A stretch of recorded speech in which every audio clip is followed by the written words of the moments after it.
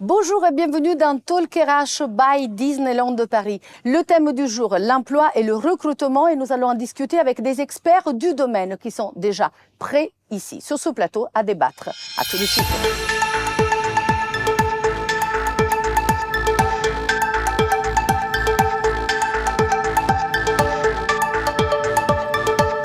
La question de l'emploi est au cœur des préoccupations des entreprises et surtout depuis la crise sanitaire. Alors après une reprise plutôt rapide post-Covid, certains secteurs peinent toujours à recruter. Alors comment les entreprises font face et comment on peut effectivement recruter face à cette pénurie et surtout qu'est-ce qu'elles devraient faire? Alors c'est la question et c'est le débat du jour. Nous allons discuter avec des experts du domaine. Un grand merci et bienvenue sur ce plateau à Gérald Jasmin. Vous êtes directeur général d'Adecco France. Bienvenue à Jérôme Laverny. Vous êtes directeur général du réseau national des missions d'emploi et journaliste à Sud Radio. Et bienvenue à Guillaume Dacuna, qui est vice-président des ressources humaines de Disneyland Paris. Si vous permettez, Guillaume, je démarrerai directement par vous parce que Disneyland de Paris vient de lancer une campagne de recrutement à l'échelle européenne. Combien de postes en CDI, CDD, voire même en alternance et stage proposez-vous? Alors, on va peut-être rappeler, Elisabetta, qu'on vient tout juste de recruter 8200 personnes sur les 12 derniers mois, tous métiers confondus, tous secteurs d'activité confondus. Et l'été à peine clôturé, on enchaîne et on démarre donc une nouvelle vague de recrutement. Donc, c'est plusieurs milliers de recrutements pour la saisonnalité d'Halloween et de Noël, mais aussi pour la grande saison de l'année prochaine. Et autant de CDI à pourvoir dès que possible. Et dans quel domaine? Tous les secteurs sont concernés, donc les métiers de l'hôtellerie, de la restauration, des attractions, le service aux clients, la maintenance, les fonctions aussi support, juridique, finance, technologie. Tous les métiers de l'entreprise, nos 500 métiers sont concernés par cette vague de recrutement. Énormément de recrutement. Vous parlez justement des métiers de l'hôtellerie, de la restauration, secteur où on sait qu'il y a quand même un manque de personnel assez important. Gérald, comment vous faites? Comment vous pouvez aider les entreprises à recruter dans des métiers où c'est tellement compliqué de trouver des talents? Il y a une pénurie de candidats dans tous les secteurs d'activité, que ce soit le bâtiment, la restauration, le transport notamment, le domaine de la santé. Donc le groupe Adecco travaille à attirer ces candidats de manière différente. Ça veut dire quoi attirer un candidat de manière différente? C'est multiplier les sources pour capter ces candidats. Le digital est une nouvelle source. C'est aussi avoir des entretiens d'évaluation qui sont différents, qui ne s'arrêtent pas uniquement au CV, qui évaluent la compétence, la capacité aussi à projeter ces candidats dans les métiers. C'est aussi relancer régulièrement nos candidats. Aujourd'hui, on a beaucoup de candidats qui poussent la porte de nos agences, qui poussent la porte de nos réseaux sociaux, qui viennent à nous. Mais dans nos bases candidats, c'est un travail quotidien de relance de ces candidats, savoir où ils en sont, où en est leur parcours, quel type de travail ils souhaitent, quel horaire ils souhaitent, dans quel domaine ils souhaitent travailler. Et le dernier point, par la formation, on monte effectivement le niveau de compétence de ces candidats, par l'alternance notamment, par le CDI intérimaire ou des formations métiers. On voit aujourd'hui que la compétence que l'on dispense sur le marché est souvent en décalage avec les attentes des entreprises. Et à ce niveau-là, on s'adapte, on discute avec les entreprises et on forme des collaborateurs au métier d'aujourd'hui, mais aussi au métier de demain. Vous êtes d'accord, Jérôme? Vous avez eu raison, en tout cas, de parler de faire allusion à la crise sanitaire. Beaucoup de choses ont changé depuis. Les pénuries de recrutement existaient déjà avant. Pour autant, il est arrivé avec le recrutement et l'emploi d'une manière générale quelque chose d'assez similaire avec le télétravail. Le télétravail existait préalablement, mais c'est vrai que la crise sanitaire a tout bouleversé et a imposé par les circonstances une pratique beaucoup plus étendue. Avec la crise sanitaire, beaucoup d'entreprises se sont retrouvées non seulement avec des pénuries de recrutement, mais aussi avec une conscience sans doute beaucoup plus ancrée du caractère stratégique des ressources humaines. Là où précédemment, peut-être, certaines d'entre elles avaient peut-être un peu négligé cette activité-là, la considérant comme quelque chose qui relevait de soi. On considérait que des CV devaient arriver à partir du moment où on offrait des opportunités de recrutement. D'ailleurs, en préambule, moi je voudrais saluer l'activité de Disney. Je n'ai pas d'action à Disneyland Paris, mais Disneyland du cours. Disney, ça n'est pas seulement qu'une réussite en termes d'attractivité, de tourisme, d'infrastructure. C'est déjà et avant tout, pour les raisons que l'on donne là, une réussite en termes de ressources humaines qui est flamboyante. Pourquoi ? Parce que vous avez réussi ce pari complètement fou, non pas tant seulement de recruter un nombre très volumétrique de personnes, non. C'est pas ça la performance. La performance est sur la diversité des personnes, numéro 1, sur la diversité des métiers, sur la diversité des origines. Et puis, vous avez initié quelque chose qui va s'avérer donc stratégiquement absolument fondamental dans les mois qui viennent. Vous avez recruté en sortant de vos portes. C'est vous qui êtes à la rencontre des candidats. Quelque chose me dit qu'on serait bien inspiré de s'inspirer de votre aventure et de votre expertise pour les quelques échéances internationales qui se profilent dans les mois et les années qui viennent de votre expérience. Guillaume, un mot à rajouter par rapport à tout ce que Jérôme il dit? Merci Jérôme. Je rejoins Jérôme sur le fait qu'on a une richesse multiculturelle à Disneyland Paris qui est rare, 120 nationalités, 21 langues parlées. On a la chance de pouvoir faire ce qu'on appelle des casting tours, donc on va visiter toutes les capitales européennes pour aller chercher cette diversité de talents, d'origine, de parcours. On dit souvent que Disneyland Paris c'est aussi une terre inclusive, dans le sens où on regarde des nationalités, des cultures, des projets, de la diversité de métiers aussi. 500 métiers, c'est une forme de richesse. On est une vraie terre où chacun peut s'exprimer, où chacun peut faire partie d'une aventure assez unique. Gérald, selon vous, quels sont les piliers sur lesquels les entreprises devraient s'appuyer? Je crois que Guillaume l'a rappelé. On travaille avec beaucoup d'entreprises déjà dans tous les secteurs d'activité. Plus de 44 000 sociétés clientes et entreprises clientes. Plus de 100 000 personnes mises à l'emploi au quotidien. Plus de 7 500 alternants mis à l'emploi par Adecco en France. Et on travaille sur les 500 métiers du groupe Euro Disney notamment, avec lesquels on développe un apprentissage commun, je vais le dire comme ça. Vous nous apportez beaucoup de choses dans le domaine de la diversité. Nous challengeons effectivement ces approches et elles sont très complémentaires à ce que l'on peut proposer aux candidats. Et dans notre manière de sourcer nos candidats, de les attirer, ce qui change réellement, c'est la promesse employeur que fait l'entreprise. Et je crois que Disney offre des parcours professionnels, professionnalisants. Deuxièmement, il y a une promesse sociale. Vous le disiez très justement, Jérôme, le Covid a changé beaucoup de choses. Le rapport à l'entreprise a changé.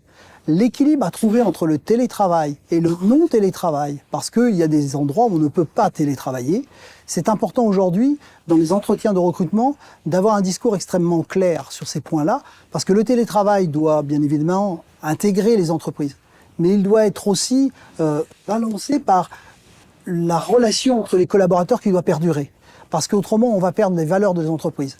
Et on travaille avec Adecco pour évaluer ces candidats, leur pousser des missions qui leur ressemblent, et surtout dans la courbe d'apprentissage de formation. On évalue tout au long du parcours de la carrière d'un intérimaire notamment, puisque ce n'est pas que des missions courtes, on évalue la capacité à les former, à les monter en compétences, et surtout à avoir, au travers du CDI intérimaire notamment, la capacité d'ouvrir le champ des possibles. Voilà ce que nous faisons, un dialogue constant avec le candidat, un suivi constant dans son évaluation et dans les opportunités qu'on peut lui offrir. Jérôme, vous êtes d'accord sur ces grands piliers? Oui, tout à fait. Et d'ailleurs, rentrons dans le vif du sujet. Qu'est-ce que révèle l'actualité aujourd'hui dans les nouvelles pratiques? On voit des entreprises qui notamment s'affranchissent du CV comme le pilier incontournable d'un premier contact. Vous l'avez déjà pratiqué cela. On voit aussi une aspiration d'un certain nombre de candidats au changement professionnel. Nous sommes dans la société dans laquelle nous sommes, où on aime papillonner. Vous avez pratiqué les transitions professionnelles. Vous l'avez déjà fait.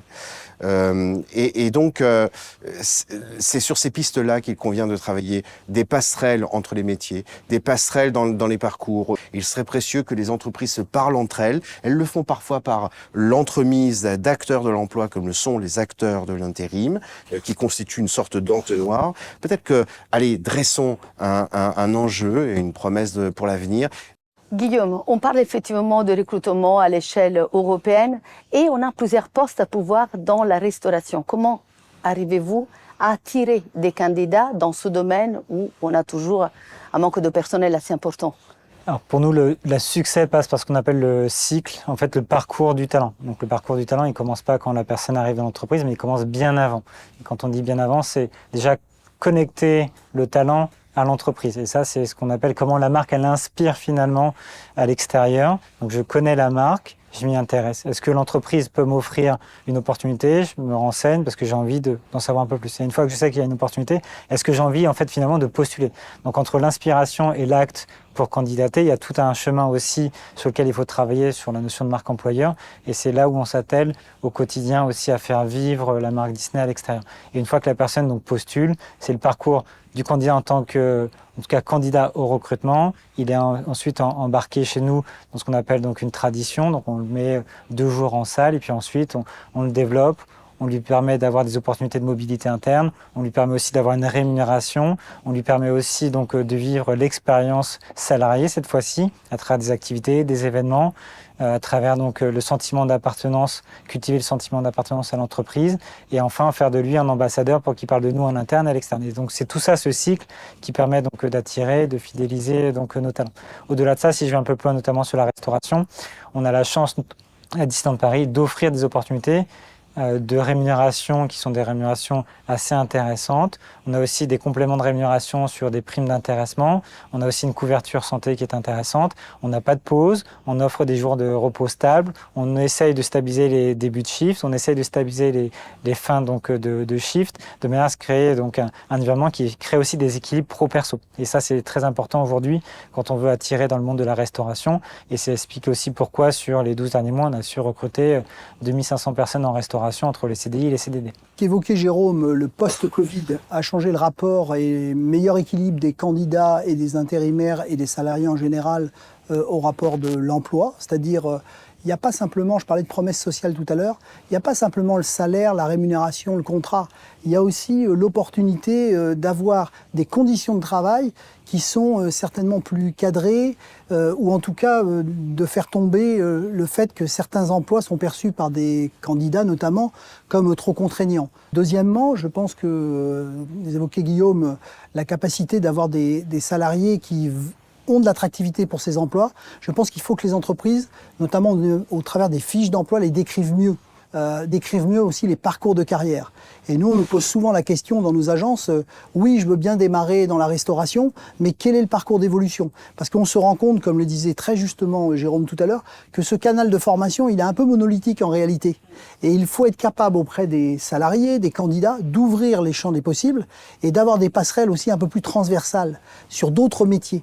Et ça, c'est le travail que pratiquent nos recruteurs en agence et nos évaluations nous permettent de déceler chez ce candidat sa potentialité d'emploi. Et puis, je crois qu'il faut se faire confiance. Il faut que nos recruteurs aussi fassent confiance aux entreprises et que nous nous fassions confiance mutuellement dans l'intuition que l'on peut avoir sur les candidats et les collaborateurs en se disant on peut le projeter à 1 an, 2 ans avec un accompagnement. Un peu plus d'audace peut-être de la part des recruteurs ou du spécialiste de recrutement que nous sommes. Quelques chiffres à Déco-France. Leader mondial des ressources humaines, première entreprise d'emploi en France, plus de 110 000 salariés intérimaires délégués au quotidien, 44 000 entreprises qui nous font confiance, plus de 17 000 CDI intérimaires, une autre forme de l'intérim. Guillaume en parlait tout à l'heure, un réseau d'insertion, Humondo, qui accompagne des publics éloignés de l'emploi dans des parcours professionnalisants. Avec une vocation de mettre définitivement ces salariés à l'emploi. Et nous travaillons en partenariat avec Euro Disney sur ces points-là notamment. Quelles sont les qualités qu'il faut avoir pour travailler à Disneyland Paris? Parce qu'on a parlé justement de dynamisme, d'engagement, sans doute, professionnalisme. Alors je dirais excellence opérationnelle, donc vraiment le sens du service, le sens du client, c'est important. Je pense qu'il faut aussi accepter de vivre le produit, parce que c'est un produit qui est captivant, donc il faut savoir l'incarner et le rendre donc à nos visiteurs. Je pense qu'il faut aussi se dire que l'expérience chez Disneyland Paris requiert un sentiment d'acceptation de l'inclusion, de l'optimisme. On cherche aussi des gens qui soient acteurs du business, donc qui comprennent même s'ils sont en restauration ou s'ils sont en file d'attraction, que la réussite et la performance de l'entreprise est clé aussi pour la réussite de tout le monde. C'est tous ces petits ingrédients qu'il faut aujourd'hui, rien d'insurmontable. Alors, on est en clôture de cette émission, on a encore très peu de temps. Je voudrais juste qu'en quelques mots, vous fassiez juste un point sur comment, du coup, faire face à cette guerre des talents. Il faut avoir une bonne connaissance des secteurs d'activité, me semble-t-il. Et il faut prendre en compte que le digital a changé une chose, c'est la rapidité de promesses que l'on doit faire aux candidats notamment. Les parcours qui visent à avoir plusieurs entretiens dans le temps, les candidats sont beaucoup plus volatiles, beaucoup plus mobiles. Et je pense que la promesse employeur, elle doit être plus rapidement donnée. Et le dernier point, je crois qu'il faut être en mesure de ne rien se refuser.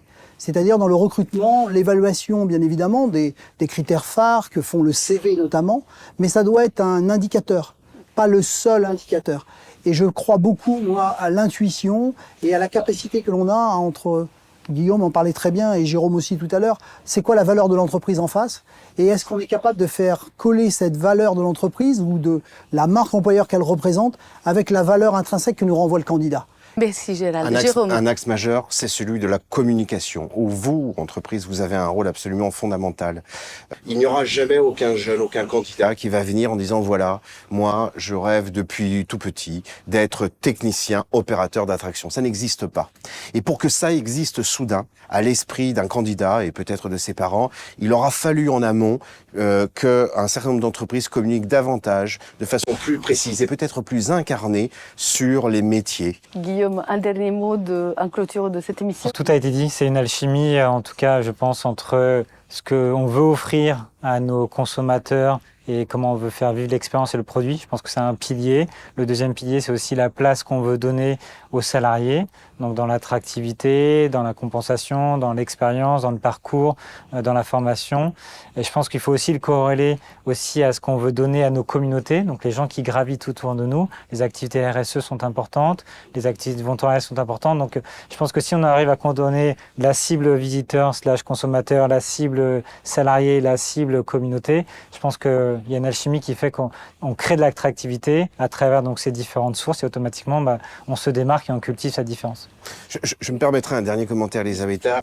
Il y a un diplôme qui est universellement demandé aujourd'hui par les entreprises, alors formulé de façon assez différente, assez variable, qui est celui de savoir-être.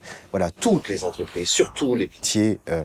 Et c'est vrai que ce service clientèle, ça veut tout rien dire, ce savoir-être. C'est cette possibilité d'empathie vis-à-vis d'un client. Et c'est vrai que, indépendamment de l'attrait qu'on peut avoir pour le parc d'attractions, les attractions en soi, il y a à Disneyland Paris la possibilité de faire un véritable bain de bonne humeur.